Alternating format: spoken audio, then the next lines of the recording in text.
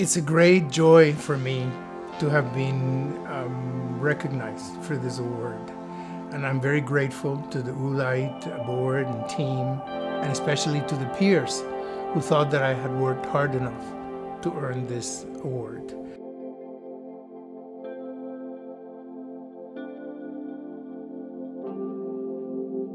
My name is César Trasobares.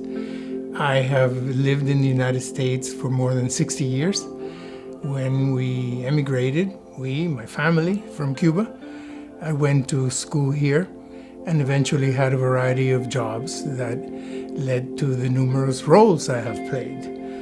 Artist, art activist, art provocateur, art organizer, art administrator, and on and on.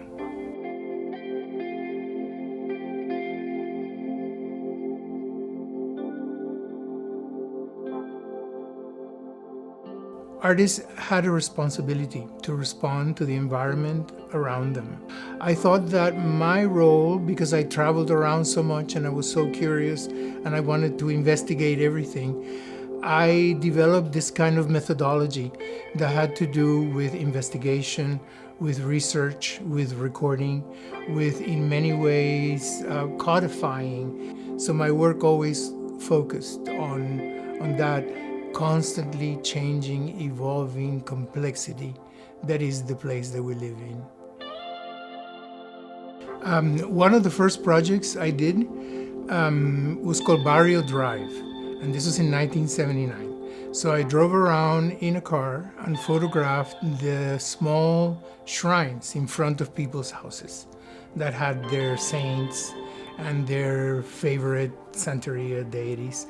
And then I started exploring other aspects of Cuban American culture, like the quinceañera phenomenon, and how women were in some ways restricted to becoming a kind of princess and this rare entity, until they realized that this was all being done to manipulate them into later roles in life. So I worked many years on that.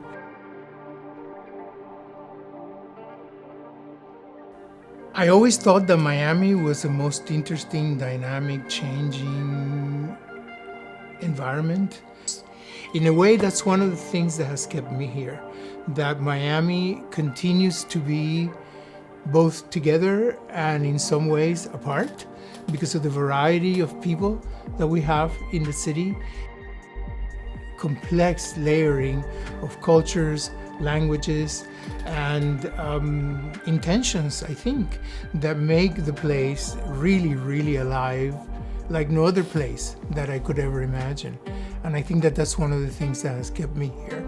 The old cliche was Miami was the gateways to the Americas, but in many ways that has even gone beyond just the gateway.